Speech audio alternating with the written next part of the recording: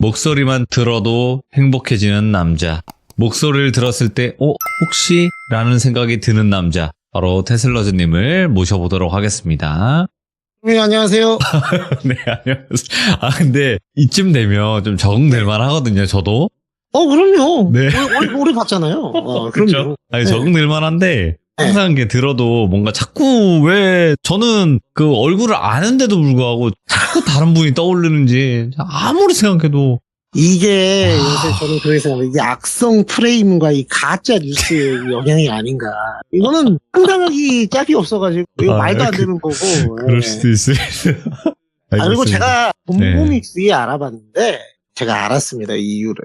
네. 이게 주파수 때문인 것 같아요. 그러니까 이게 저를 그냥 이 생으로 목소리를 들으신 분들은 절대 그런 말씀을 안 하시는데 네.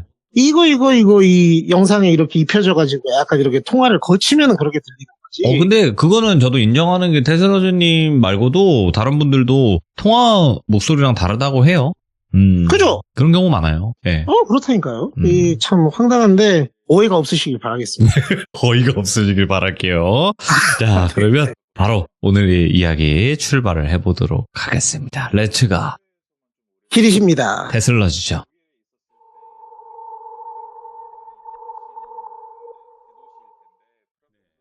오늘 드릴 말씀은 이거 약간 범죄 예방 차원에서 범죄가 저질러지진 않았는데 그러니까 범죄가 저질러졌으면 오히려 이제 말씀드리기는 좀 더 재밌었을 수도 있는데 예. 다른 분의 불행을 제가 또 소스로 삼기는 좀 그렇긴 하지만 근데 미수에 그친 사건인데 요새 흔하게 있는 얘기인 것 같아서 제가 주위에서 듣고 얘기를 가져와 봤습니다. 일단은 제가 올 겨울에 애들 방학하면은 한 2월이나 뭐 그때쯤에 1, 2월쯤에 일본 여행을 계획을 하고 있습니다. 근데 이제 제가 이 말씀을 드리는 게 여행을 계획하다 보니까 이제 주변에 나 이때쯤 여행 갈 것 같다 이런 얘기 하잖아요. 네. 얘기를 했는데 제가 일본어를 조금 할 줄 알아요. 근데 일본어를 거의 뭐 로컬 수준으로 할 줄 아는 지인이 주변에 있어서 그분하고 이제 몇 명 더 같이 해가지고 자리할 때가 있어가지고 얘기를 하다가 나온 얘기인데 제가 들어보니까 요새 세상이 좋아져가지고 저 같은 이제 옛날 뒷방 늙은이들은 잘 모르는 그런 어플이 있다고 합니다. 일본이든 뭐 동남아든 미국이든 어디든 현지에 있는 사람과 자유롭게 이렇게 펜팔처럼 네. 소통을 하면서 이제 채팅을 할 수 있는 어플인데 그런 어플 흔하게 있지 않냐 당연한 거 아니냐라고 하실 수 있지만 사용 안 해본 사람이나 해외 쪽에 있는 사람과의 교류에 딱히 관심이 없는 사람들한테는 전혀 다른 세상이더라고요. 그걸 사용하고 이용하고 관심 있는 사람들은 당연히 아는데 그런 게 있는 줄도 모르는 사람도 많더라고요. 근데 이제 이게 되게 좋은 점이 그런 거래요. 이제 제가 예를 들어 한국말로 뭐 안녕하세요 하면은 알아서 뭐 헬로우 곤니치와 이런 식으로 지가 알아서 이렇게 번역을 그 채팅창 안에서 해주는 그런 어플들이 있대요. 네. 그러냐 하는데 이제 이 얘기를 듣더니 제 지인 중에 한 명이 제가 일본 간다니까 그럼 나도 같이 가자 하면서 그럼 나도 너처럼 일본어 좀 할 수 있게 현지 친구 하나 만들어 볼까 그런 걸로? 라고 얘기를 하다가 이제 같은 자리에 있었던 친구 중에 한 명이 그거 잘못하면 뭐 하나 없어진다 몸에서 뭐 이런 얘기를 한 거예요. 이게 무슨 말이냐 하면서 이제 묻다가 나온 건데 몇 년 안 됐습니다. 한 작년인가 재작년인가 뭐 그쯤에 있었던 일을 하는데 이 친구가 들어보니까 많이 외롭고 적적했나 봐요. 일이라도 바쁘면은 그런 생각이 덜 들 텐데 일도 딱히 바쁘지 않은데 저희가 전에 말씀드렸다시피 솔로 생활을 오래 하면은 해리포터에 나오는 마법 주문을 외울 수 있는 대마법사가 된다고 하지 않습니까? 타디움 레비오사 이런 거 할 수 있는 이 친구가 그러니까 거의 정신적으로 거의 대마법사가 되기 직전이었나 봐요. 그래서 미칠 것 같은데 주변에 뭐 수소문을 해도 여소 받을 데도 없고 그래서 이제 이 친구는 조금 불순한 의도로 불순하다는 게 뭐 나쁘다는 건 아닌데 연애하고 싶다 라는 생각으로 이제 그 어플을 알아보다가 저희가 이거 소개팅 어플 같은 거를 국내에서 하는 걸 많이 깔다 보면 이 알고리즘의 힘에 의해서 광고가 그런 것들만 쭉 뜨잖아요. 예. 그러다가 이제 해외 친구 사귀어볼래? 뭐 이러면서 이제 뭐 어떤 어플 광고가 나온 거예요. 제가 그 어플 이름을 아는데 말씀드리긴 좀 그래서 그냥 그런 어플이라고만 말씀드리겠습니다. 근데 이제 그냥 해외에 사는 이성들을 만나게 해주는 건가요? 그렇죠. 오. 네, 채팅을 하게 해주는 어플이 아까 말씀드린 대로 예. 자동 번역이 되기 때문에 의사소통을 굉장히 빠르고 무난하게 할 수 있는 예. 그런 어플을 이제 깐 거예요. 제가 아까도 말씀드렸지만 이게 이용하신 분들이야 그게 뭐 별거냐라고 하시겠지만 생전 처음 본 사람 입장에서는 내가 모르는 세상이 거기 있는 거예요. 예. 거기 가입한 일수랑 뭐 팔로워나 이런 게 인스타랑 비슷하게 예. 막 나오는데 계정에 오 나랑 비슷한 나이대의 한국 남자인데 외국인 팔로워가 엄청나게 많고 막 교류하고 있는 사람 엄청 많고 막 피드 글도 엄청 많고 댓글도 많고 이런 걸 보니까 약간 시기 질투. 얼굴 보니까 뭐 나랑 별반 차이도 없는 것 같은데 이 자식 뭐야 재수없게. 이거 하나랑 두 번째는 희망. 이런 놈도 이렇게 하는데 희망. 예. 아 뭐 나도 뭐 충분하다 괜찮잖아 왔고 약간 요런 생각으로 예. 이제 시작을 한 거예요. 그래서 이제 들어보니까 처음에 가만히 있으면 누군가 말을 걸어주지 않을까? 나 K-팝 종주고 싸이의 국가 대한민국 남자인데? 했는데 쥐뿌리죠. 아무도 안 걸죠 대화. 본인이 뭐 차은우 정도 돼야 걸지. 아무도 안 걸어요. 혼자 쓸쓸하게 있다가 예. 아 목마른 사람이 우물을 파야 되는구나 해서 정말 자기가 저한테 그러더라고. 거짓말이 아니고 제 앞에서 한 8개국의 언어로 안녕하세요라는 뜻의 그 8개국어를 다 할 줄 알더라고요. 예. 다 배운 거예요. 익힌 거예요. 인사하려고. 막 국적을 가리지 않고 막 무슨 뭐 아시아권, 유럽, 아프리카 빼고 다 했답니다. 그 아프리카 비하 아니고 그냥 개인적으로. 그래서 다 돌렸는데 와 본인이 세보니까 하루에 거의 뭐 한 30-40명의 해외 여성들 이게 대화를 걸었대요. 근데 참 웃긴 게 이게 국내에 있는 소개팅 어플과 크게 다를 게 없더래요. 그러니까 뭐가 다를 게 없냐면 남자가 아쉬운 소리를 해야 되고 성비가 맞는 것 같은데 반응이 안 오는 거예요. 근데 유령 계정인가 보면은 접속 중이라고 떠. 그러니까 누가 봐도 나만 피하는 것 같은데 엄청나게 말을 하루에 막 그렇게 30-40명씩 걸어댔는데도 일단 30명 중에 답이 오는 게 한 10명. 10명 중에서도 지속적으로 대화가 되는 게 또 그 중에 한 절반 남짓? 한 5명, 4명 이러더래. 그러면 성공 전문가 아니냐. 5명하고 꾸준히 얘기하면 근데 그 5명도 한 이틀? 3일 길면? 이 정도 대화하면은 마법사잖아요. 대화 스킬이 없어요. 준비해놨던 대본이 있대요. 스크립트가 Where are you from? I'm from Korea. I'm fine, thank you, and you? What's your hobby? 뭐 이런 거 그냥 질문지 떨어지면은 끝나는 거예요. 대화가 티키타카가 되고 내가 당신 뭐 먹었어요? 하면 저쪽에서도 아 나 이건 먹었어요. 당신은 뭐 먹었나요? 이게 와야 되는데 절대 안 와요.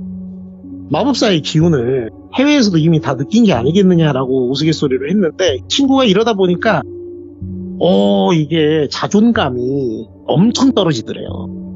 이게 국내에서 까이고 뭐 잘 안 될 때는 우리나라 여자들이 요새 좀 까다로워 이렇게 좀 자기 위안을 했는데 여기서까지 이러니까 이거는 뭐 얼굴이고 뭐고 그냥 순수하게 인간성만으로 까인 거잖아요. 그러니까 내가 안 되는 사람인가? 난 진짜 호그와트 입학해야 되는 사람인가? 뭐 이런 생각을 하면서 참 끈기는 또 있어요. 저 같으면은 그 정도면은 한 3-4일 하다가 안 해 하고 이랬을 것 같은데 2주를 넘게 그렇게 했대요. 정말 열심히 목마른 사슴이 우물을 찾듯이 했는데 똑같은 패턴이 반복되다가 어느 날 처음으로 누군가 자기에게 말을 걸어주더랍니다. 굉장히 짧은 말을 했어요. 헬로 물결 하나랑 이렇게 왔는데 친구 입장에서는 제가 왜 앞에 상황을 이렇게 설명드렸냐면 지금부터 말씀드릴 이 내용이 우리의 상식과 일반적인 이 생각의 범주에서는 병하게 이렇게 생각할 수 있어요. 근데 예. 제가 말씀드린 이 모든 상황을 이해하시고 들으시면 공감이 될 수 있어서 말씀을 드린 건데 네. 지금 이 친구는 완전 거의 세상 벼랑 끝에 혼자 내몰려 있다가 자기 손을 처음으로 먼저 잡아준 거예요. 얼마나 고마워요. 근데 이제 자기가 친구한테 배웠대요. 좋다고 또 이런 거에 미친 개마냥 달려가지고 막 나는 뭐 했고요 뭐 어쩌고 저쩌고 막 이렇게 하면은 저쪽에서 학을 떼고 도망간다. 그러니까 천천히 차분히 대화해라. 그래서 그렇게 했대요. 뭐 나는 코리아의 쿨 가이고 뭐 누구고 뭐 이런 사람이다. 너 지금 뭐 하냐? 너 어디 사냐? 뭐 이런 식으로 쭉 물어봤는데 지금부터 말씀드리는 국적은 상대방이 진짜 얘기한 국적도 아니고 그냥 제가 특정하려고 가짜로 얘기를 하는 거니까 진짜로 그렇게 들으실 필요는 없습니다. 이 사람이 예를 들어 이렇게 얘기한 거야. 아, 나는 일본 사람이다. 이렇게 얘기를 한 거예요. 그러니까 아, 그러냐고. 그럼 들으시는 교수님들이나 돌비님 생각에 우리가 어디 언어로 그 사람한테 얘기를 하는 게 정상적일까요? 일본어로 하는 게 맞지 않을까요? 맞죠? 친구가 그럼 번역기를 일본어 쪽으로 돌려서 대화를 해야 되겠다 라고 해서 이제 일본어로 돌려서 아, 그러냐, 짜여진 스크립트 중에 그게 있었대요. 아, 나 일본 애니메이션 좋아한다, 오타쿠처럼 보이지 않을 정도로 얘기를 하면서 대화를 끌고 가야지 생각을 하면서 일본어로 얘기를 했는데 그쪽에서 우리말로 얘기를 하더래요. 헬로만 영어로 오고 너는 그러면은 한국 어디에 살아? 서울에 살아? 뭐 이런 식으로. 배려심이 되게 깊은 인물이구나. 굳이 우리말로 처음이래요. 그러니까 먼저 말 걸어준 것도 처음인데 자기가 지금까지 다른 그 여자들 언어에 맞춰서 얘기를 해왔는데 한국어로 먼저 이렇게 얘기를 해준 게 처음이니까 고마우면서도 아, 그럼 나도 저기에 맞춰줘야지 하면서 일본어로 얘기를 하는데 네. 그쪽에서 먼저 얘기를 하더래요. 아, 나 한국어 공부를 하고 싶은 사람이다. 그러니까 일본어로 얘기할 필요 없고 너도 한국어로 얘기하면 나도 한국어로 얘기하면서 내가 한국어를 빨리 배우는 게 낫다. 그러면서 이제 그래야 우리가 만나서 여행 갈 때 밥이라도 한번 같이 먹지 않겠어? 웃는 이모티콘 하면서 그러더래요. 이게 우리가 들었을 때 그냥 그런갑다 하지만은 그 마법사 입장에서는 미칩니다. 이러면은 헉, 맞는다고? 나를? 이 사람 나한테 관심 있나? 이렇게 되는 거예요. 마법사는. 뭐 이성의 끈이 놓아지면서 알겠다고. 내가 한국어로 얘기하겠다고. 내가 너 한국어 열심히 가르쳐줘가지고 너 한국 올 계획 있어? 하니까 아, 나 조만간에 간다. 한 2달 안에 한국 갈 일이 있는데 한국어를 잘 못해서 여기에 가입을 해서 좀 배우려고 한국 친구 싶었던 거다 이러더래요. 그러니까 아, 그렇구나. 어머, 우리 아다리가 어쩜 이렇게 딱 맞니? 뭐 예를 들어 일본 갈 계획도 없었는데 갑자기 아, 나도 사실은 일본에 뭐 가려고 했어, 계획이 있었다, 뭐 이런 식으로 얘기를 한 거예요. 그 여자 국적에 맞춰서. 이런 대화가 한 8일? 9일? 10일 좀 안 되게 쭉 이어졌대요. 그러니까 이 대화의 랠리가 쭉 이어진 게 처음인 거예요. 너무 감격스럽지. 거기다 대화의 깊이가 점점 깊어지더래요. 되게 일상적인 대화를 하다가 뭐 너는 무슨 일을 하니? 했을 때 이제 그 친구 공장에서 일하고 있었는데 아, 나는 공돌입니다. 이렇게 얘기할 수는 없으니까 나는 생산직에 종사하는 기술자, 엔지니어다. 이렇게 얘기를 했대요. 그러니까 아, 너 참 좋은 일을 하는구나 하면서 너는 무슨 일 하냐 했더니 상대방이 아, 나는 웨딩드레스 제작을 하고 있다. 웨딩드레스? 그럼 뭘 제작을 한다는 게 구체적으로 무슨 얘기냐 했더니 난 디자이너다 그러더래요. 야, 참 너 좋은 일을 한다. 결혼이 참 사람들에게 중요한 일인데 네가 그런 걸 하는구나 하니까 그쪽에서 그 얘기했더니 너야말로 사람들의 생활에 가장 필요한 일을 하고 있는 사람이다. 난 네 일을 존중한다. 이렇게 얘기를 해주더래요. 그러니까 이게 자기 주변에서 아무도 이렇게 얘기해 준 적이 없잖아요. 물론 자기가 조금 구라핑을 쳤지만 이거에 대해서 이렇게 얘기를 해주는 게 너무 감격스러워서 그렇구나. 진짜로 이 사람은 성정이나 이런 개념이 제대로 된 사람이다. 와, 내가 어쩌려고 여기서 이런 사람을 너무 감사하다 이런 생각을 하면서 나는 진짜 네가 하는 일이 잘 됐으면 좋겠고 우리는 계속 발전해 나갈 발전, 개발, 향상 이런 단어를 계속 쓰더래요. 근데 사실 저희가 이런 단어가 좋은 단어죠. 근데 일상생활에 글쎄요, 뭐 전 잘 모르겠습니다. 이런 철학적이고 깊이 있는 대화를 그렇게 많이 잘 안 하는 걸로 알고 살면서 진짜 진중 대화할 때 한 번씩 하는 얘기인데 알게 된 지 며칠 안 된 사람하고 이런 얘기를 할 수 있다니 정말 그래서 사랑에 빠졌답니다. 이 사람은 진짜 내가 봐야 되겠다 했고 그쪽에서도 처음에는 밥 먹었니로 시작하다가 점점 아, 나 너 보고 싶어. 너가 보고 싶어서라도 한국에 빨리 가야 되겠어. 너는 언제 시간인데 막 이런 구체적인 얘기를 막 하다가 말을 놓고 서로 조금씩 애칭 같은 걸 정해서 부르다가 그렇게 2달이 됐습니다. 꽤 오랫동안 연락을 했는데 그쪽에서 전부터 이제 그런 얘기는 했대요. 그럼 한 달쯤 안 됐을 때? 너 그러면 열심히 그렇게 일을 하는데 네. 돈은 열심히 모으고 있냐? 이런 얘기를 하더래요. 근데 이제 거기서 마법사도 바보가 아닙니다. 갑자기 돈 얘기를 하니까 왜 이러지? 그래서 뭐 모으고 있다. 그러니까 그러냐고. 그럼 넌 혹시 투자 같은 거를 어디다가 열심히 하고 있니? 라고 물어보더래요. 아니 뭐 나는 주식 조금 하고. 개뻥이에요. 주식은 무슨 주식이야. 그거 다 뻥이고 그냥 불러드릴 게 없으니까 뭐 주식 조금 하고 그냥 돈 모으고 있다 뭐 이렇게만 얘기를 했대요. 그러니까 그런 것도 좋은 방법이긴 한데 주식 같은 거는 위험 부담이 크기 때문에 잘 알아보고 해야 된다. 난 네가 걱정돼서 하는 얘기다. 막 하면서 갑자기 그렇게 우리가 돈을 잘 모으고 발전해야 또 발전 얘기를 하면서 우리가 언젠가 함께 살 수 있지 않겠냐 이렇게 얘기하는 이제 이런 얘기까지 나오는구나. 다시 한번 말씀드리지만 들으시는 분들 중에 뭐 이거 바보냐 하시는 분들이 있을 수 있는데 아까도 말씀드렸다시피 이 친구는 그런 사정이 있었기 때문에 굉장히 이게 걸려들 수밖에 없는 상황에서 그러다가 이 친구도 근데 만나기 전에 내가 아는 이 사람의 모습은 프로필 사진에 있는 얼굴밖에 없는데 프로필 사진에 있는 얼굴이 일단 굉장히 이뻤대요. 얼굴이 잘 보이는 사진이었고 뽀샵 같은 거 하는 거 같지도 않은 사진이라 그걸 믿고 있긴 하지만 나 너무 이 사람에 대해 아는 게 없네. 아는 거라고는 어디 나라 사람이라는 거랑 어떤 일 한다는 거랑 이름이랑 뭐 이 정도밖에 없고 얼굴 알긴 하지만은 궁금하네 해서 이제 던져봤대요. 그러니까 자기가 의도적으로 얘기한 게 아니고 주변에 이제 나 사랑에 빠졌어. 그러니까 너 같은 마법사가 어떡해. 여차저차 했어.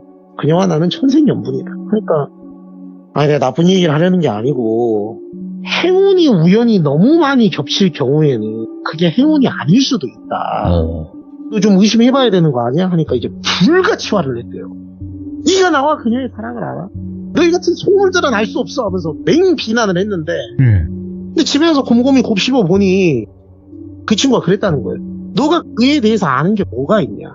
또 앞에서 화를 냈지만 틀린 말이 아니니까 다음날부터 약간 그런 걸 한번 생각을 해봤다는 거예요. 밥 먹었어? 아니 먹었어. 뭐 먹었어? 이거 먹었어? 하면은 자기가 일부러 나 이거 먹었어 라고 이렇게 사진을 찍어서 보냈다는 거예요.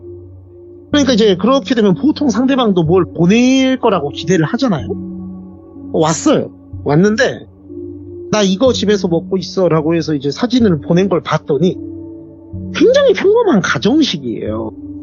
그래서 그렇구나. 이거 봐. 역시 아까 장을 보러 간다고 했었는데 그 장 본 메뉴와 일치를 하더라는 거예요. 거기 찍어보면. 역시 이것들이 풍물들이다. 우리의 진실한 사랑을 평가할 수 없는 놈들이야 이러면서 마음을 놨대요. 그랬구나. 그러면 맛있게 먹고 오늘은 뭐 그럼 집에 있는 거야? 했더니 나 엄마 아빠 집에 왔어 라고 하더래요. 우리말로. 그러니까 부모님하고 따로 산다 했지. 그러면 어떻게 부모님 댁은 가까이 있어? 막 이런 얘기를 하다가 자기는 이제 뭘 보내달라고 얘기하진 않았잖아요. 아까 거기서 끝났는데 자기가 우리 엄마 아빠 보여줄까? 이러더래요. 한국어로. 좋잖아요.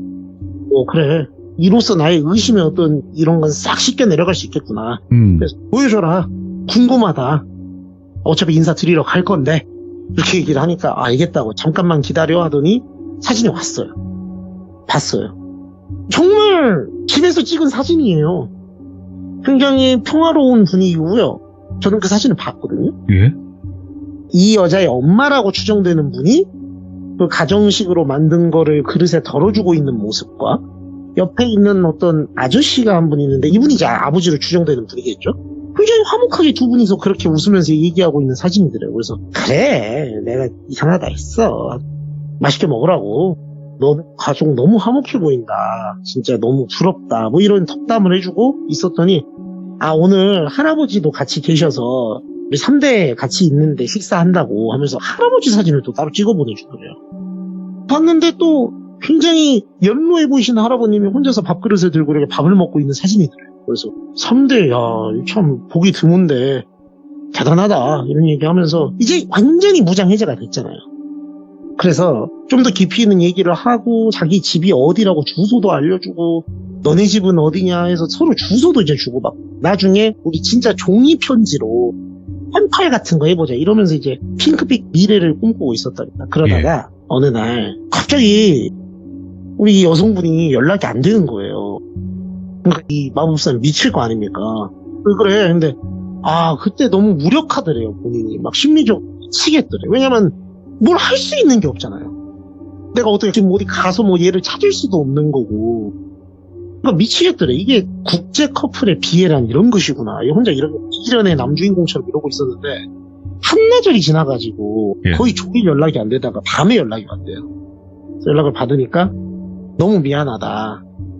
무슨 일이냐 대체. 그러니까 사실은 자기가 폰을 편의점에다가 두고 왔는데 그거를 찾을 수가 없어가지고 하루 종일 경찰서에 가서 이제 얘기하고 찾고 어쩌고 하느라고 정신이 없었다 뭐 이런 얘기를 하더래요. 그러니까 그랬냐고 많이 놀랐겠다고 하면서 이제 이 마법사가 예를 들어 일본어를 조금 공부를 했었대요. 그 언어에 맞춰서. 그래서 처음으로 용기를 냈대요. 내가 말을 잘하진 못하지만 그래도 내가 좋아하는 사람이 그렇게 놀랐다고 하니 목소리를 듣고 위로를 좀 해주고 싶은데 우리 처음으로 통화 한번 하자. 그래서 이 얘기를 듣고 그럼 사귄다면서 후다리 다 되도록 통화 한 번을 안 해봤었단 말이냐 했더니 자기들의 사랑은 그게 중요하다고 생각하지 않았대요. 그렇구나 해서 전화를 하자고 했더니 여자가 나 진짜 괜찮다고. 그렇게까지 막 걱정 끼칠 일 아니고 그리고 지금 이것도 아직 폰을 못 찾아서 컴퓨터로 너한테 급하게 연락하려고 메신저 들어와서 연락한 거다. 일단은 걱정하지 말고 기다려라. 미안하고 이제 황급히 채팅을 종료를 하더래요. 그러니까 많이 바쁜가? 이러고 있다가 또 연락이 다음날 와서는 내가 폰을 찾긴 찾았는데 안에 있던 개인정보나 이런 게 너무 다 빠져나가고 큰일 났다 지금. 그래서 그러냐? 그럼 이걸 어떻게 해야 되냐? 그러니까 지금 네 개인정보도 같이 나간 것 같기도 하고 지금 내 주변 사람들한테 미안해서 혹시 이상한 연락 오면 절대 받지 마라. 내가 너가 걱정돼서 제일 먼저 너한테 얘기한 거다 그래도 알았다고 고맙다고 했는데 그날 이후로 연락이 좀 뜨문뜨문 잘 안 되는 거예요. 종일 연락. 그래서 왜 그러냐고 이제 물어보니까 사실은 그 일 때문에 내가 수습해야 될 일이 있어서 모아놨던 돈을 다 이렇게 그쪽에 쓰게 됐다. 뭐 이런 식으로 얘기를 하더라고요. 아니 돈이 얼마나 필요하길래 그래. 전형적인 이제 호구의 얘기가 나오는 거예요. 예를 들어 1,000만 원이 필요하다. 그러니까 1,000만 원?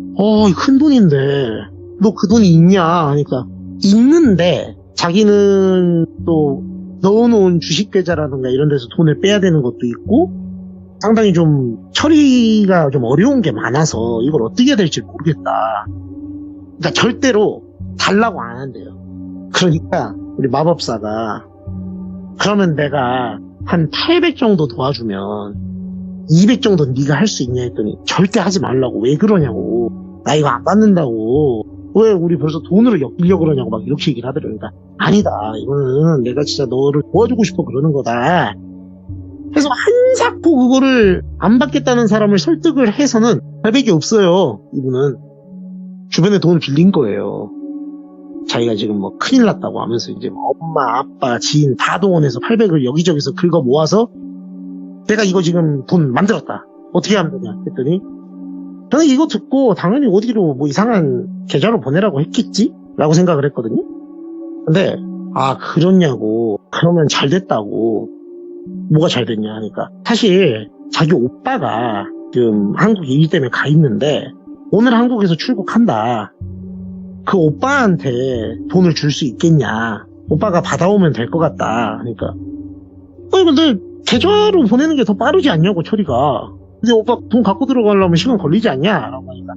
근데 우리 오빠 통해서 갖고 들어오면서 우리가 또 뭐 조금 나쁜 얘기를 하면 세탁하면서 처리해야 될 것도 좀 있고 이런 게 있다 뭐 이런 얘기를 하는데 저희가 들었을 때 너무 구리잖아요. 딱 봐도. 예.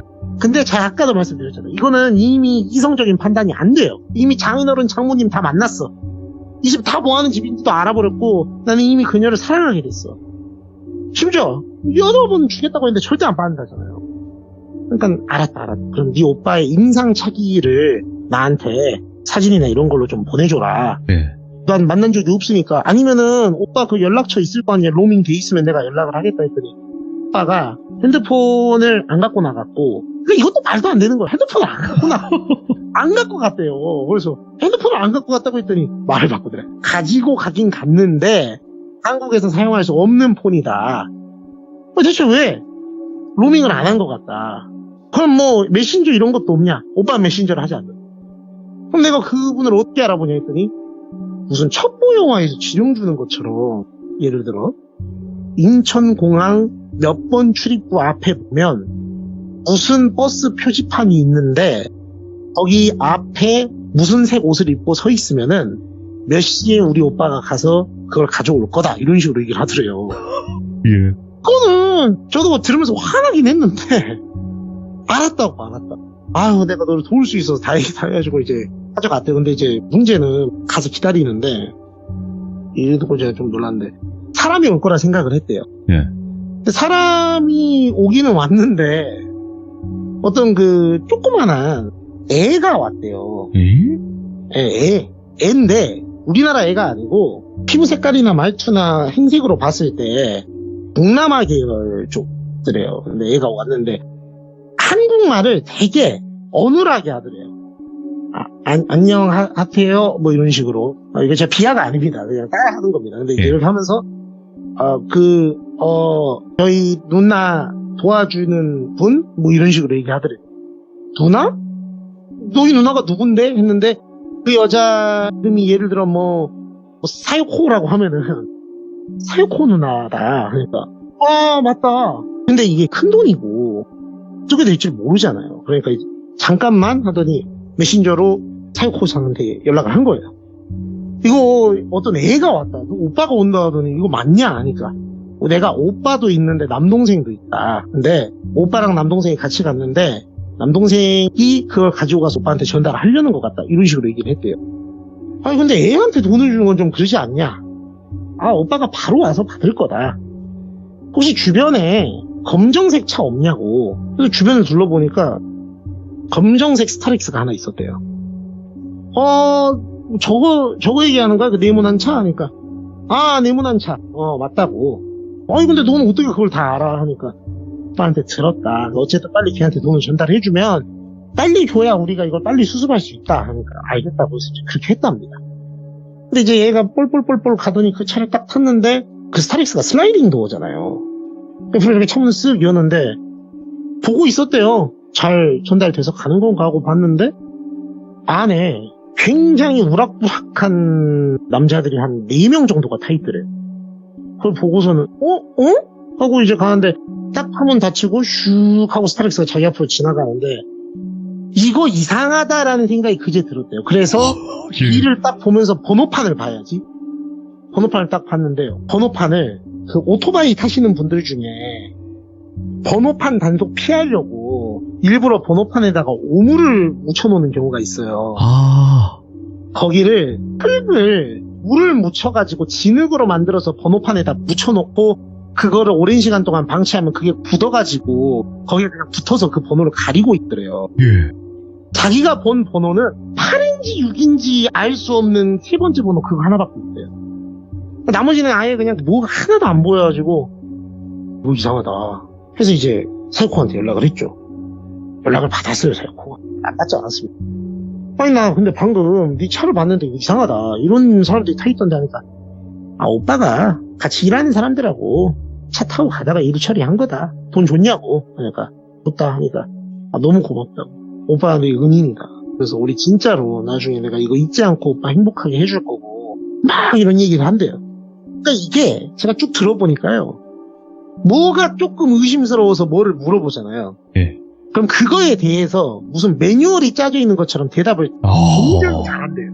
근데 이제 여기서 제가 드리고 싶은 말씀이 이렇게 해서 이제 결론은 아시겠죠. 그 돈은 돌아오지 않았고 우리 사이코상은 한 2주일 뒤에 귀신같이 사라졌습니다. 이제 문제는 그 사진들 있잖아요. 이 친구가 믿고 안심했던. 저는 이제 이걸 듣고 좀 놀랐는데 그 친구 있잖아요. 아까 너 의심해봐라 했던 친구. 그 친구를 그 스타렉스 만나기 전에 만났으면은 그렇게 안 됐을 것 같더래요. 그래서 그게 무슨 말이냐 했더니 사이코가 사라진 다음에 실외에 빠져있던 이 마법사를 그 친구분이 찾아갔다. 그래서 그거 어떻게 된 거야? 그랬더니 이렇게 됐다. 재추리종을 얘기하니까 이 사진 봐봐. 네 뭐 사진 받은 거 있다며. 그건 남아있을 거 아니야 채팅창에. 봐봐. 봤대요. 맞네. 진짜 가정에서 찍은 거고 의심할 여지가 야, 너 이거 이리로 와봐. 이거 확대해봐. 그래서 이걸 뭘 봤는데 무슨 게임의 이스터에그라고 개발자들만 아는 거 숨겨져 있는 거 있잖아요. 네. 그런 것처럼 가정 거실에 달력이 하나 큰 게 있었대요. 근데 그 달력을 봤는데 픽셀이 깨져갖고 확대하니까 몇 월인지는 안 보여요. 몇 년 몇 월인지. 근데 진짜 잘 보니까 그게 12월이라고 써져 있는 건 보이더래요. 근데 연도는 안 보여요. 근데 이 친구가 딱 그걸 보더니 야, 이 병나 이게 올해 12월이냐? 그러더래요. 그러니까 이게 올해인지 아닌지 어떻게 아냐? 아니 병나 이거 날짜가 예를 들어 1일이 시작이면 1일이 목요일로 시작하는지 금요일로 시작하는지만 봐도 이게 올해 건지 아닌지는 알 수가 있잖냐. 아, 이걸 봐라. 이게 올해 거 달력이냐. 그래서 이제 당시 기준으로 봤더니 그게 2년 전 달력인 거예요. 그러니까 그 사진은 당시에 찍은 게 아니었던 거죠. 그럼 이건 뭐냐? 나한테 보내준 다른 뭐 할아버지나 뭐 밥 먹거나 이게 쭉 봤는데 저는 이제 그쪽은 전문가가 아닙니다만 이거를 의뢰를 하면은 그걸 알아볼 수가 있대. 사진도 파일이잖아요. 그럼 이제 그게 고유값 뭐 이런 게 있대요. 예를 들면. 그러니까 이게 언제 찍었는지 날짜라든가 뭐 그런 걸 확인할 수 있는 사진도 있고 확인이 안 되는 사진도 있는데 확인이 안 되더라도 내가 이 기기에서 찍어보낸 사진인지 어디서 갖고 와서 보낸 사진인지는 파악할 수가 있대요. 보통. 일단은 그 친구가 의뢰하기 전에 딱 보고 한마디 했대요. 너 네가 찍어보낸 네 밥 먹는 사진하고 이 사람이 보낸 사진하고 비교를 해봐야지. 이제 비교해서 옆에서 두고 보니까 너무 화질 차이가 심하더라는 거예요. 이 마법사가 찍어서 보낸 사진은 누가 봐도 요새 핸드폰으로 촬영한 요새 화질인데 이게 기술의 발전이 빨라서 2, 3년 전 핸드폰이든 아니면 그 전에 구형으로 찍은 거든 간에 예전에 찍은 걸 봤더니 이게 픽셀이 엄청 깨져 보이더라고요. 근데 그때는 안 보였죠. 그게. 그러니까 친구가 그러더래요. 내가 의뢰는 해볼 건데 의뢰 해볼 필요도 없이 얘네가 다 망이 짜져 있는 거다. 이게 내가 이쪽에 지인이 있어서 알아보니까 이걸 이제 흔히 저희가 얘기하는 로맨스 스캠이라고 하는 신종 사기 수법인데, 그러니까 우리 마법사 친구가 거기 들어가고 한 40명씩 막 이렇게 돌렸잖아요. 걔네는 매크로가 있어서 40명이 아니고 몇백 명, 몇천 명씩 돌린대요, 그거를. 안녕하세요, 이거를. 예. 그러다가 이제 우리 마법사 친구 같은 월척이 하나라도 낚이면 이거는 할만한 사업이죠. 손에 안 보는 사업이잖아요. 그러니까 이렇게 자존감이 떨어져 있는 사람 살살 긁어가지고 넘어오게 하는 게 그 사람들의 주특기고 일이고, 그게 잡고 보면은 나중에 상황에 따른 대처 요령과 각본이 다 짜져 있대요. 그러니까 예를 들어 그런 것도 있을 수 있다는 거예요. 너 이거 사진 왜 이거 달력이 안 맞는데 하면 우리 집은 달력이 아날로그 달력을 안 써서 걸어놓기만 하고 넘기지를 않아서 그런다고. 예. 의심해? 나 그러면 더 이상 만날 수 없어. 뭐 이렇게 오히려 확 당겨버리면은 마법사 같은 애들은 훌러덩 넘어가 버린대요. 그러니까 이게 굉장히 정교한 수법이고 사진 같은 것도 아마 그 사진은 도용일 가능성이 있대요. 그렇겠죠. 예, 그러니까 본인이 당연히 아닐 것이고 어떤 핸드폰을 습득했든 아니면 이제 그런 루트도 많이 있다면, 그러니까 중고폰을 저희가 업자 통해 판매를 하는 경우가 있잖아요. 이 업계에 종사하시는 분들을 제가 뭐 다 싸잡아서 절대로 그런 건 아니지만 가끔 이제 이거를 그분들도 모르고 어디 다른 데 넘겼을 때 이게 M1대로 흘러 들어가가지고 그거를 복원을 하려면 복구를 할 수가 있대요, 또. 그러니까 이게 저희가 무슨 공장 초기화 같은 거 하잖아요. 예. 별로 의미가 없대요. 그게 포렌식 뭐 이런 거 있지 않습니까? 있죠. 예. 뭐 그렇게 어려운 기술이 아니래요, 들어보니까.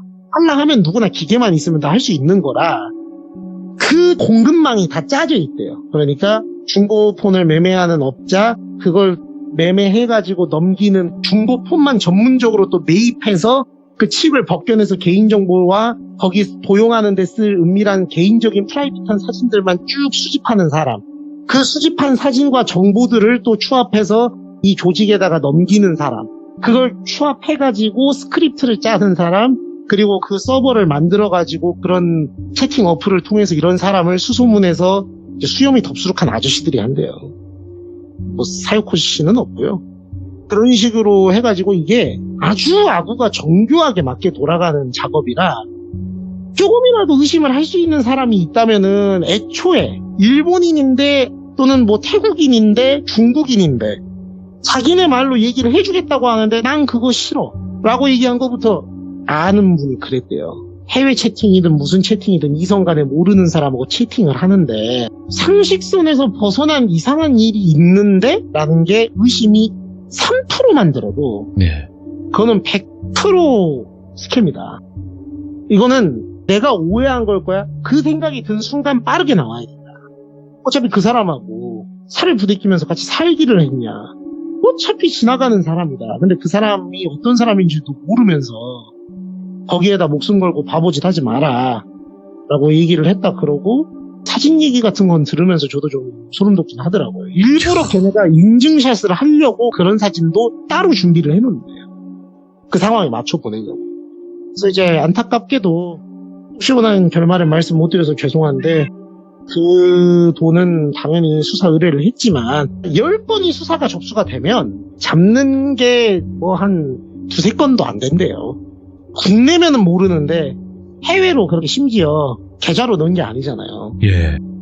심지어 예잖아요.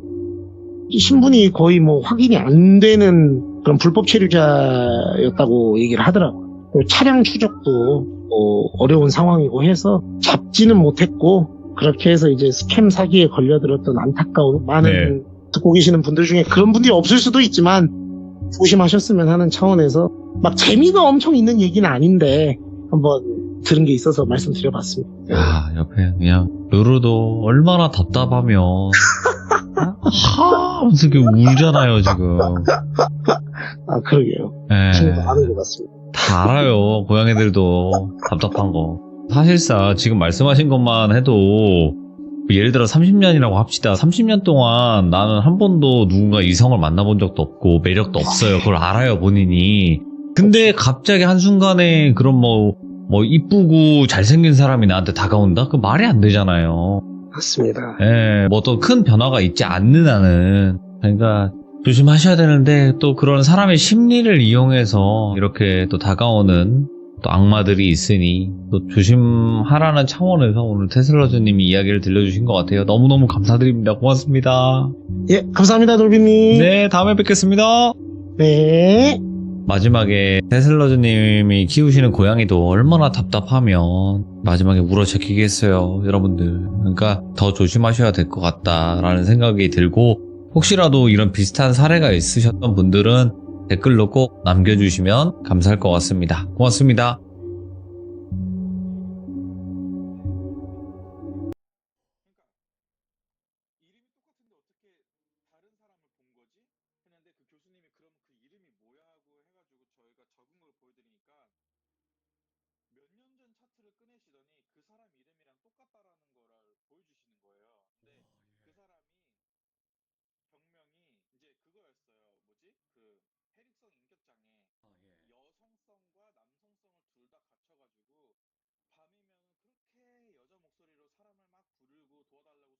안녕하십니까. 이번 이야기 시청자 패더님께서 찾아와 주셨습니다. 오늘 패더님께서 해주실 이야기는 아마 귀신 쪽에 관련된 이야기가 되지 않을까 생각을 하고 있습니다. 패더님의 이야기 아직 못 들으신 분들 꼭 들어보셔야 됩니다. 돌비 패더 검색을 하시거나 패더 회사찰 이렇게만 검색하셔도 첫 번째 이야기, 두 번째 이야기, 세 번째 이야기 이렇게 3가지 이야기가 있거든요. 그거를 꼭 들어보시길 추천드립니다. 바로 만나볼게요. 여보세요. 패더님 안녕하세요. 네, 안녕하세요. 패더님의 목소리 들으면 확 차분해지는 그런 느낌을 많이 받습니다. 혹시 뭐 졸리진 않으시죠?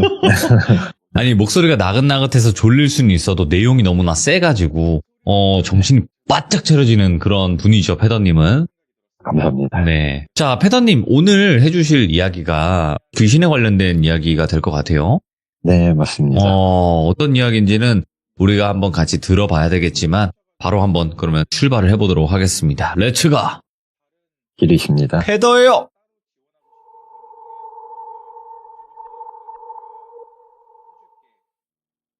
오늘 들려드릴 이야기는 아쉽게도 뭐 인형에 관련된 이야기는 아닙니다. 네. 괜찮아요? 당장 시작할 준비도 되어 있고 들려드리고 싶은 마음도 큰데 이 주제의 이야기를 시작하게 되면 또 상당한 기간이나 회차가 걸릴 것 같아서 제가 그전에는 꼭 한번 들려드리고 싶은 이야기가 있어서 준비하게 됐고요. 처음에 돌비님께 연락을 드리기까지도 정말 많은 고민을 했었고 그렇죠. 살아오면서 이러한 영적인 이야기들을 다른 사람에게 했을 때 뭔가 마음을 기댈 수 있다거나 뭐 위로가 된다는 그런 것보다는 부정적인 반응이 되돌아오거나 좋지 않은 시선을 받기가 일쑤였었거든요. 그건 대부분 그렇죠. 예. 네, 그래서 이렇게 개인 대 개인으로 얘기해도 힘든데 이런 유튜브라는 플랫폼에서 개인이 다수에게 이런 이야기를 한다면 나에게 정신적으로 더 좋지 않은 영향만 끼치게 되는 건 아닐까 했지만 저 같은 사람도 있고 저와 같은 고통을 겪고 있는 사람에게 다른 사람들이 우리를 믿던 안 믿던 서로 간에 도움이 될 수 있는 어떤 것들이 있다면 그게 공유가 되고 조금이라도 더 나은 삶을 살아보자 라고 생각을 하고 연락을 드렸던 거거든요. 정말 잘 생각하셨죠. 예. 네. 돌비님도 느꼈을지는 모르겠는데 돌비님께 처음 사연을 제보할 때 정말 간추리고 간소화해서 이야기를 했었기에 이게 실제로 이런 일들이 일어나고 있는 일인가 라고 생각을 해보셨을 수도 있을 것 같기는 해요. 예, 근데 아무튼 앞서 말씀드렸던 폐사찰 사건이 어떠한 영적 부분이 트인 계기가 되었던 사건이라면 네. 오늘은 돌비님의 구독자분들과 귀족 여러분들에게 과학적이진 않지만 제가 보는 존재들 중에 어떠한 사건이 이 영적인 세계가 있다는 것을 입증할 수도 있는 이야기를 해볼까 해요. 오, 그렇죠. 예. 네, 그 돌비님께 말씀은 못 드렸지만 애초에 사연을 제보할 때 처음에 마음을 먹었었던 사건이기도 했거든요. 이 얘기를 하고 싶어서 네. 사연을 제보하게 됐었는데 아무튼 서론이 너무 길었고 그만큼 저에게 있어 무엇보다 중요한 이야기라는 뜻이기도 할 것 같아요. 얼른 시작하겠습니다. 제가 폐사찰 사건 이후에 어떠한 꿈도 존재도 꾸지도 보지도 못하고 살던 때였어요. 네. 그렇게 결혼을 했고 아내가 첫째를 임신하고 있었을 때였어요. 같이 살던 집이 이제 계약이 끝났고 집을 어디로 갈까 정하고 있을 때였어요. 그러다 당시에 집 근처에 상권이 좋은 지역적인 위치의 은행 건물 네. 2층, 4층이 원룸 구조였는데 2층만 복층의 구조식으로 되어 있는 집을 보러 가게 됐어요. 예. 거기가 이제 마트나 병원, 뭐 은행 등등 뒤쪽으로는 뭐 크지는 않지만 먹자 골목도 형성이 되어 있었고 무엇보다 이 20대 중후반 사이의 나이대의 신혼부부에게 복층 구조는 너무 매력적으로 다가왔었어요. 그 집을 보고 둘 다 너무 마음에 들어서 우리 복층에 한번 살아보자 예. 라고 생각을 하고 계약을 하기로 마음을 먹었어요. 뭔가 매매를 하기엔 돈도 부족했고 전세로 살기엔 계약 기간을 맞춰야 됐기에 우리 월세로 살아보자 라고 생각을 하고 월세로 계약을 했어요. 정말 신기했던 건 보통의 원룸이라 하면 1년 단위로 계약을 하잖아요. 근데 당시에 그 건물주분께서 6개월 주기로 하자고 하시더라고요. 오, 드문데. 네. 예. 후에도 마음에 들면 6개월 주기로 연장을 하자 했었어요. 네. 이게 법적으로 문제가 있는지 없는지는 모르겠지만 당시에는 당연히 부동산 업자와 함께 계약을 진행했었기에 저희는 뭐 오히려 좋다고 했죠. 당시에 양쪽 친구들은 다 뭐 부럽다고만 했지만 이제 부모님들은 야 니네 복층은 관리비도 많이 나오고 거기 온도 관리하기도 힘들다. 이게 하루 이틀은 좋아도 살아보면 힘든 점이 더 많을 거다라고 말씀을 하셨거든요. 네. 위에가 춥긴 하죠. 예, 그렇죠. 근데 6개월마다라면 그래도 1년보다 상대적으로 많이 짧은 기간이니까 살아보고 안 맞으면 6개월 후에 뭐 아파트로 전셋집을 얻어 나가자라고 생각을 했었거든요. 그래서 아무튼 기분 좋게 계약을 마치고 이사를 하게 돼요. 첫날에 임신한 아내를 무리시킬 순 없고 멀리 계신 부모님들을 대신해서 이제 제 친구 2명이 도움을 주러 왔어요. 짐이 많지는 않았는데 그래도 꼴에 이사라고 뭔가 할 게 많긴 많더라고요. 그렇게 정리를 하다가 짜장면이랑 탕수육도 시켜 먹고 뭐 힘들지만 뭔가 앞으로의 나날들이 그려지고 네. 생각돼서 기분이 너무 좋았어요. 그날 저녁에는 이제 친구들과 퇴근하고 놀러 온 그 친구들의 여자친구들까지 예. 모여가지고 뭐 근처 식당에서 이것저것 포장해서 뭐 맛있게 먹고 이야기도 하며 시간을 보냈어요. 그러다가 이제 한 커플은 여자친구 통금 때문에 이제 여자친구 집에 데려다주고 자기도 집에 간다고 나섰고, 남아있던 친구와 여자친구는 자고 가기로 했어요. 지금부터 친구는 돌남이, 친구 그 여자친구는 돌순이라고 할게요. 예. 침구가 뭐 마땅히 준비되어 있지 않았기 때문에 2층에 매트리스가 제법 큰 사이즈여서 여자들을 2층에 재우고 저랑 돌남이는 1층 바닥에서 그냥 자기로 하게 돼요. 그러다 잠에 든 지 얼마 안 돼서 화장실에서 팅팅팅팅 막 하는 뭔가 떨어져서 바닥에 튕겨지는 소리가 나더라고요. 잠결에 뭐 비누 받치는 통이나 양치컵이 그 물기 때문에 이렇게 떨어졌나 싶은 생각을 하다가 귀찮아서 그냥 그대로 잠에 들었어요. 근데 저번에도 말씀을 드렸듯이 제가 오감이 엄청 예민하거든요. 자고 있는데 2층에서 계속 이런 식으로 조용히 떠드는 소리 있잖아요. 이렇게 얘기하다가 진짜 막 이런 소리가 들리더라고요.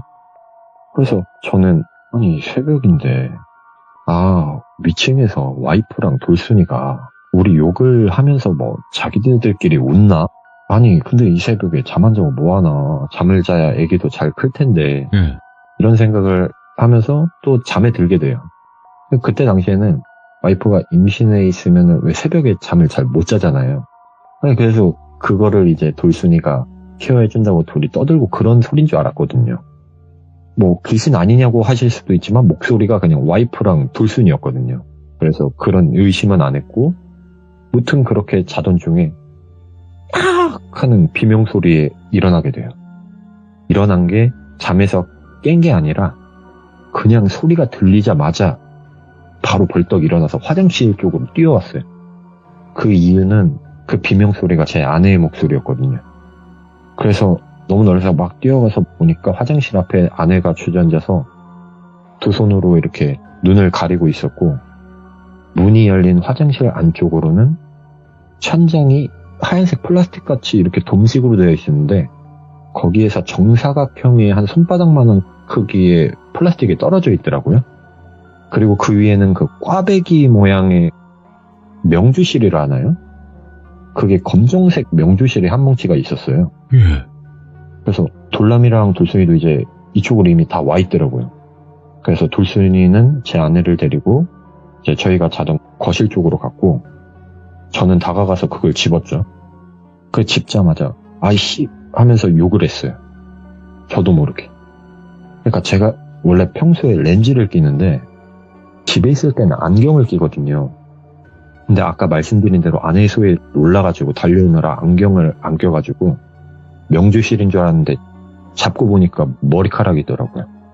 그 양이 꼭 여성분들 장발이었다가 뭐 어느 계기로 단발병에 걸려서 왜 싹둑 잘라냈을 때 그 정도의 양 있죠. 그게 명주실처럼 꽈배기 모양으로 꼬아서 묶여 있었거든요. 머리카락인 걸 인지하자마자 아우 하면서 던졌고, 집주인에게 따지려고 전화기를 이제 차렸는데 아직 새벽이더라고요. 와이프가 이제 임신하면 화장실을 자주 가니까 그 새벽 시간대에 화장실에 간 거였는데 그때 그걸 본 거고, 그 시간에 저희도 다 깨버리니까 어떠한 시간을 구별할 때도 없었던 거죠. 아무튼 아내도 돌순이도 겁이 너무 많아가지고 저희는 아침까지 머리카락이 있다 뭐 이런 얘기는 안 했어요. 그냥 뭔 씨를 여기에 이렇게 두었냐, 진짜 기분 나쁘다 이런 식으로 그냥 대충 넘어갔고, 돌순이가 야 저거 머리카락 아니야? 라고 물었었는데 나도 머리카락인 줄 알았는데 실이라고 하면서 쓰레기 봉투에 넣는 척을 하면서 돌남이랑 이거 기분 나쁘니까 쓰레기 버리고 온다고 하고 그 쓰레기 봉투를 들고 나왔어요. 그 주머니에 잠깐 들어있는데도 너무 찝찝하고 불쾌하더라고요. 뭔가 느낌이 엄청 거칠었었거든요. 그렇게 돌남이가 차에 쇼핑백 있으니까 거기에 넣고 아침에 전화해서 이거 보여주고 따지라고, 그래서 이제 쇼핑백에 넣고 이제 둘이 올라오다가 저희 층에 있는 그 소화전 있잖아요. 소화전 안에 제가 넣어놨었거든요. 그렇게 집에 들어와서 아니 저런 걸 저런 데 올려놨지 막 그러면서 일부러 막 더 크게 뭐라고 했죠. 괜찮다고, 내가 아침에 집주인한테 전화해서 따질 테니까 걱정하지 말고 자라고, 그리고 화장실 자주 가야 되니까 2층 오르락내리락 하지 말고 돌순이랑 1층에서 자라고 이야기하고 2층의 매트리스를 이제 1층으로 내려줬어요.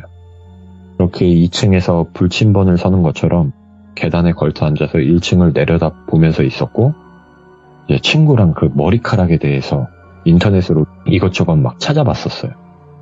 하지만 뭐 딱히 도움되는 내용은 못 찾았고, 점심 때 이제 교대 근무를 하는 돌람이에게 야, 너는 너무 피곤할 테니까 좀 더 자라고 이제 얘기를 하고, 저는 그렇게 계단에 앉아서 한 2시간 정도 멍하니 있었어요.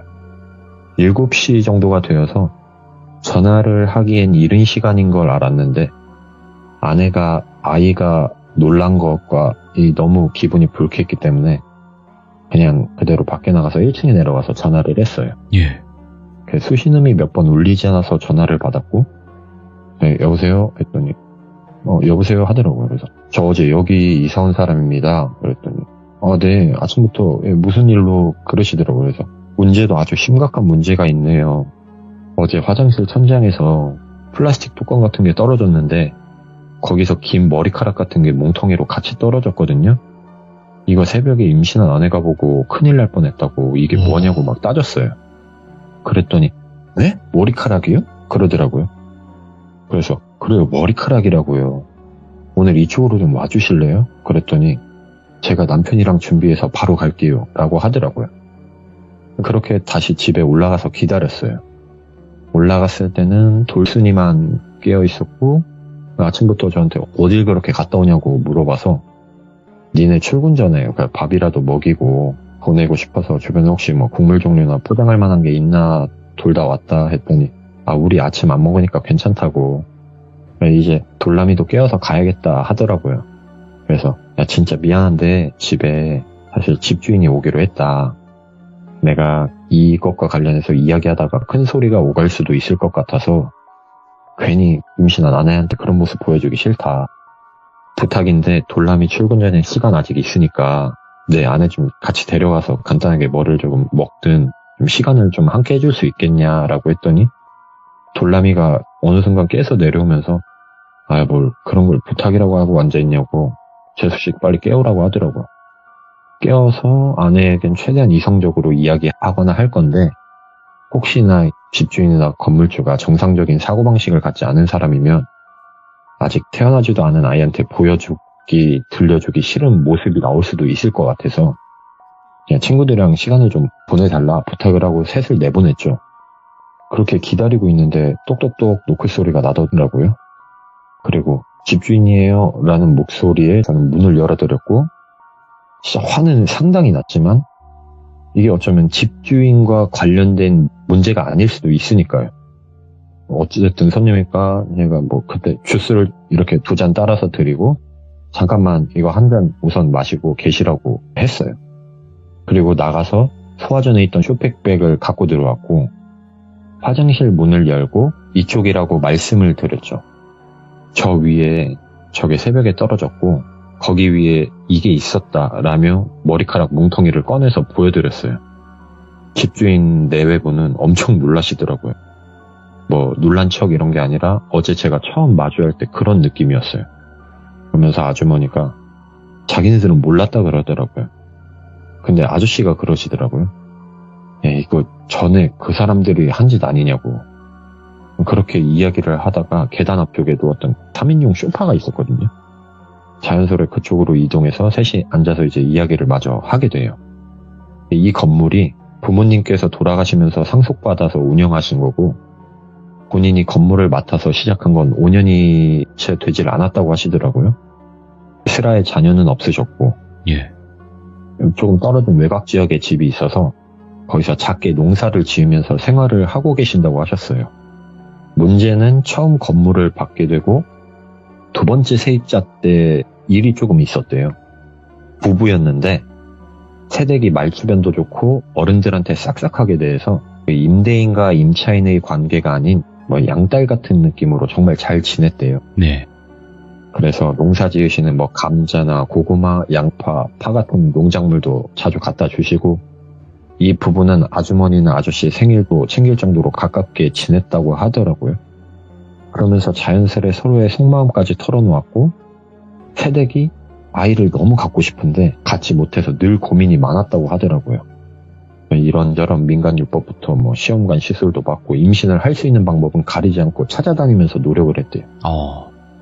그러다 2년이 다 되어갈 때쯤에 경찰관한테 연락이 왔대요. 그러면서 어떤 사건이 난 걸 알게 되죠. 주변 가족들의 연락이 닿지 않는다는 신고를 접수받고 몇 번의 신고를 접수를 받았나 봐요. 그래서 출동한 경찰이 아래 은행에 건물주 연락처를 알아내서 전화를 했고 그날 그렇게 그 집을 들어갔대요. 그 집은 지금 저희가 앉아있는 이 집이었죠. 예. 방 안에는 30개가 넘는 남자아이, 여자아이의 인형들이 있었고 그 인형의 크기 부분, 소중한 부분에만 부부의 피로 물들어 있었대요. 그것 외에는 다른 건 없었고 계약 기간도 곧 만료되어서 그런 사건은 있었지만 청소업체를 불러서 깨끗이 정리를 했다고 하더라고요. 그때 당시, 지금은 모르겠지만 그 당시까지도 부부를 실종 상태로 찾지 못하고 있었대요. 근데 참으로 희한한 게 저희가 그 사건 이후로 3번째 세입자였는데 저희는 임신 초기이기도 해서 배가 부른 상태가 아니라 임신한 상태인지 모르셨는데 전화할 때 제가 그랬잖아요. 임신한 와이프가 놀랬다고. 그 얘기를 듣고 뭔가 상황이 심각하다는 걸 인지하고 불이 나게 오신 거라고 하더라고요. 그래서 일면식 없는 사람의 머리카락이 뭉텅이로 나온 것보다 심각한 상황이 뭐냐고 여쭤봤더니 앞서 그 사건 이후로 첫 번째, 두 번째 세입자도 임산부였다고 해요. 근데 두 분 다 헛것도 보고 밤마다 이상한 소리도 나고 했다 하더라고요. 그래서 무슨 이상한 소리가 났냐, 다들 임산부가 진짜 맞았냐 물었더니 두 분 다 임신한 상태로 이사 오셨었고 밤마다 알아듣긴 힘든 말소리가 들리기도 하고 여자 귀신 같은 것도 봤다 하고. 근데 여자 귀신이 자기가 혹시나 해서 물어봤지만 그 전 사건의 세대과는 많이 다른 모습이라 그냥 본인 생각엔 임신하면 피도 부족하고 입덧 때문에 잘 먹지도 못하니까 허해져서 헛것을 본다 생각하고 얘기를 했대요. 마음 한편으론 찝찝은 했다고는 하더라고요. 근데 이번에는 이렇게 머리카락이라는 실물이 떨어진 거니까 집에 진짜 뭔가가 있나 싶어서 오신 거라고 하더라고요. 아무튼 저는 뭐 이렇게 이야기도 듣게 됐고 이런 일을 겪어서 더 이상 이 집에 살기는 힘들 것 같다. 과하게 반응한다 생각하실 수도 있지만 저도 헛것이라고 얘기하는 그러한 것들을 보기도 하고 느끼기도 했었다. 자세히 말씀은 못 드리지만 너무 힘든 삶과 고통의 굴레에서 이제 막 벗어나서 다시는 어떠한 연결점도 만들기 싫다라고 말씀을 드렸더니 안 그래도 두 분이 오시면서 이미 얘기를 마쳤다고 하시더라고요.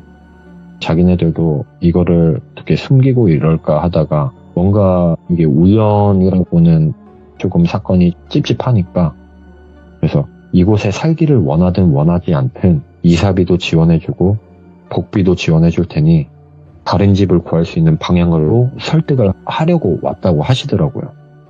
그러면서 본인들이 앞서 세입자들의 말에 조금 더 귀를 기울였어야 되는데 자신들의 불찰이라고 내가 애는 없지만 다른 사람의 자식들은 정말 소중하게 생각한다고 미안하다고 하더라고요. 무튼 그렇게 얘기는 잘 끝냈어요. 그리고 추후에 이곳을 폐쇄하고 창고로 사용할 거라고 말씀하신 것까지는 들었어요. 참고로 먼 훗날 돌람이와 돌순이와 이야기를 나누다가 그날 새벽에 돌순이와 제 아내가 이야기한 적 없었다는 내용을 알게 됐었거든요. 그러니까 뭐 수군거리고 킥킥댔던 소리도 아마 그 사건과 관련된 존재가 아니었을까 싶어요. 아무튼 하루라도 이 집에서 빨리 벗어나고 싶어서 와이프에게 그냥 사실대로 이야기를 해주었고 와이프를 대전에 있는 처제 집으로 데려다 주게 돼요. 괜찮은 집을 구하는 동안 잠시 지내게 했고 아무래도 집을 구하러 여기저기 다니는 것도 임신 초기인 와이프에게는 힘든 부분일 거라 생각돼요. 괜찮은 집 2-3군데를 정하면 올라와서 같이 보기로 했었거든요. 예. 그렇게 저도 그 집에 들어가진 않고 찜질방에서 잠을 때우면서 이제 집을 구하러 다니게 됐죠. 그러다 마음에 드는 집 2군데를 찾았고 와이프와 함께 가보기 위해서 우선 와이프가 있는 처제집 대전 쪽으로 이동을 했어요. 데리러 가려고. 그날 처갓집 식구들도 대전에 다 같이 모여서 하루를 보냈고 다시 이사하는 이유에 대해서는 집에 하자가 좀 많아서 이런저런 조건으로 다시 이사를 한다고 둘러댔고 그렇게 모처럼 가족끼리 기분 좋게 하루를 보냈어요. 예. 다음날 일요일 아침에 이제 다른 가족분들은 다들 댁으로 흩어지셨고, 저희는 월요일 점심 지나서 두 집을 보기로 했었기 때문에 하루 더 자고 내일 오전에 여유롭게 출발을 하자라고 결정하게 됐어요. 처제가 형부 언니랑 둘이서 영화도 보고 데이트도 하고 싶다고 해서 그래 그렇게 해라 했죠. 저는 운동도 할 겸 동네에서 나와서 조깅을 했어요. 근데 이게 제가 대전지리를 잘 모르다 보니까 발 가는 대로 이렇게 달렸거든요. 하다 보니까 무슨 큰 다리도 건너고 아래에는 물도 흘렀어요. 그쪽에 근처에 대전 엑스포도 있었고 그 흐르는 물이 대전에 있는 갑천이었거든요. 그렇게 아래쪽으로 내려가니 뭐 잔디도 깔려있고 쉴 수 있는 공간들도 많더라고요. 네. 그렇게 이런저런 풍경들을 보다가 가족끼리 산책을 나왔는지 너무 예뻐 보이더라고요. 그러면서 나도 곧 저렇게 될 수 있는 건가, 정말 평범한 행복이 이런 건가 싶은 찰나에 한 아이가 축구공을 베개 삼아서 누워있더라고요. 초등학생 같이 보였고 고학년처럼 보였는데 조금 특이한 건 옷이 조금 많이 촌스러웠어요. 그때 당시 2010년대 중반인데 그 옷들은 거의 무슨 2000년대 초반에 입던 옷같이 보였거든요. 그냥 무심히 보다가 그쪽 근처로 갔어요. 갔는데 자고 있는 줄 알았는데 눈을 뜨고 멍하니 하늘을 바라보고 있더라고요. 여기부터 좀 잘 들어주셔야 되거든요. 얼굴은 조금 까무잡잡했고 예. 머리는 스포츠 머리인데 위쪽 윗머리가 살짝 긴 까까머리 같은 느낌이었어요. 약간 소프트 보이한 그런 느낌의 머리였고 꼭 축구를 좋아하는 동네 아이나 축구부 같이 보였어요. 느낌은 알겠어요. 예. 네네. 근데 제가 보고 있는 걸 눈치챘는지 제 반대방을 옆으로 휙 돌아눕더라고요. 근데 너무 귀엽더라고요. 그래서 귀여워서 야, 삼촌은 나쁜 사람 아니야. 친구들 기다리는 거야? 너 축구 잘해? 삼촌이랑 주고받기 좀 해볼까? 했더니 나한테 말 걸지 마. 그러더라고요. 그래서 약간 벙쪘는데 무슨 기분 안 좋은 일 있었니? 라고 했더니 너 나 언제 봤다고 자꾸 반말이냐? 죽고 싶냐? 그러더라고요. 그래서 얼굴이 좀 붉게 달아오르면서 아니 애가 말버릇이 너무 안 좋네 속으로 생각하면서 괜히 기분 잡치지 말고 가야겠다고 그냥 뒤돌아섰어요. 예. 그리고 가는데 축구공이 제 옆으로 훅 날라오더라고요. 그래서 뒤를 돌아봤는데 일어서서 씩씩거리는 모습으로 양손은 주먹을 쥐고 어깨도 아이가 펼 수 있는 만큼 최대한 펴고 고개를 아래로 내리고 눈을 저를 쏘아 붙일 듯이 흘겨보고 있더라고요. 그래서 꼬마야, 삼촌이 고민 같은 것도 잘 들어주고 해결 같은 것도 잘해주는데 무슨 일 있으면 삼촌이랑 얘기 좀 해볼래? 라고 했더니 야, 너 내가 보이냐? 그러더라고요. 이때 아니겠지. 아닐 거야. 이거 뭐 정상적인 사람 찾은 지 얼마나 됐다고. 말도 안 된다. 난 더 이상 진짜 이러면 안 된다. 생각하다가 그럼 잘 보이지 라고 했어요. 그러더니 저한테 이거 봐봐 하더니 그 가천으로 막 뛰어들어가더라고요. 말릴 새도 없었고 이미 앞 상황에 말한 게 제 발목을 잡고 있어서 움직이지를 못했어요. 그렇게 들어갔고 저는 그곳만 지켜만 봤고 한참을 있어도 나오지를 않더라고요. 시작인가 싶어서 우선 여길 벗어나자 생각하고 옆으로 막 뛰었어요. 예. 쳐다보면 안 될 것 같은데 안 된다는 거를 아는데 이게 설마 하고 물을 봤어요. 예. 근데 제가 뛰고 있던 그 옆에 물에서 나오더라고요. 우선 여기서 더 이상 뛰는 건 포기했고 반 포기한 듯이 야, 너 사람 아니야? 라고 물었고 그 아이가 과거에는 사람이었지 하면서 하하하 막 웃더라고요. 그러면서 네 내 또래 같은데 그냥 내가 반말할게 라고 하더라고요. 그래서 그래 네 마음대로 해라 라고 이야기를 했고 그 앞쪽에 물가 내려가는 조금 앞쪽으로 가서 걸터 앉았어요. 이 아이는 옆에 앉더니 이야기를 하더라고요. 난 89년생이라고 친구들을 너무 보고 싶다고. 그래서 그래 한번 얘기나 해보자. 이런 말은 내가 하게 될 줄은 몰랐는데 너 왜 죽었어? 라고 물었어요. 글쎄 얼마나 흘렀는지 모르겠다. 예전에 친구들이랑 여기서 축구하다가 공이 물에 빠져가지고 내가 가지러 들어갔다가 빠져 죽었지 뭐. 근데 같이 온 애들이 엄청 많았는데 한 명도 안 구해주더라. 어느 순간 일어나니까 물속이었고 바깥으로 나왔더니 많이 바뀌어 있더라고. 이때까지 내가 죽은지도 몰랐었는데 시간이 흐르면서 내가 죽은 걸 알게 됐어.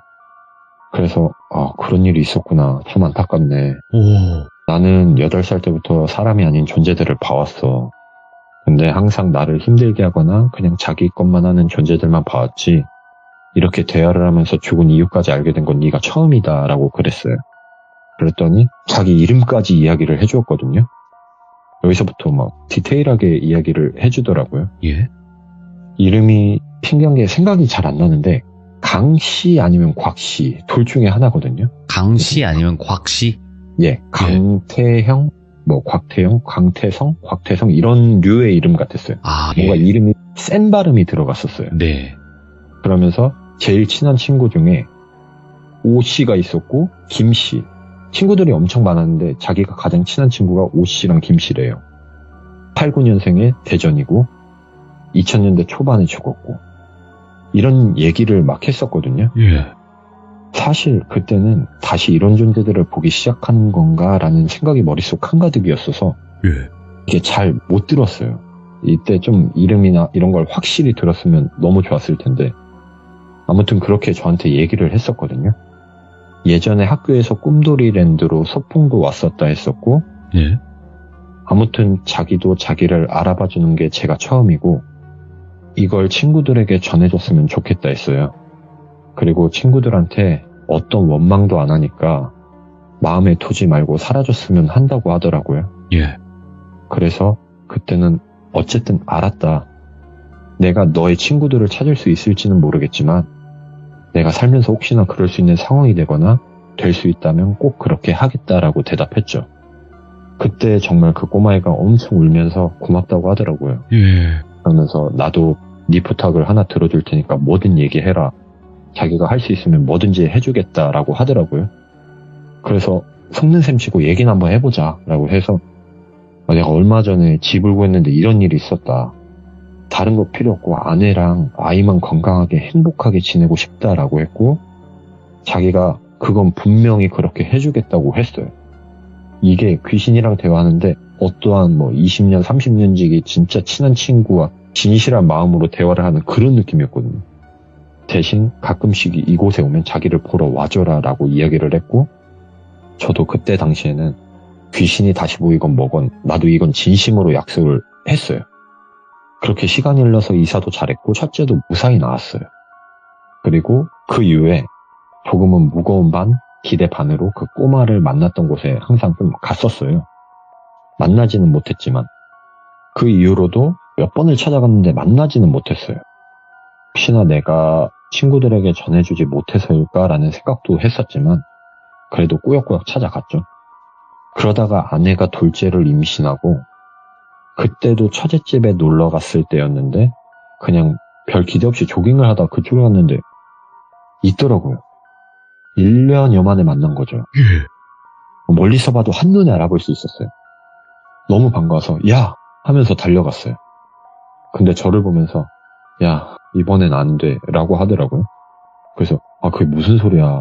아니 진짜 미안해. 내가 찾아봤는데 아직 친구들은 못 찾았다. 노력은 했는데 아직 못 찾았는데 계속 해보겠다 라고 했는데 근데 그게 중요한 게 아니라 너 아이 이번엔 못 지켜준다고. 그리고 앞으로 나도 못 만나. 그 얘기 하려고 기다렸어.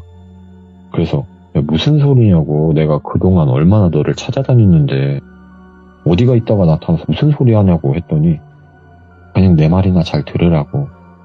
그 아이를 위해 살아야 돼. 그리고 친구들은 그만 찾아도 돼.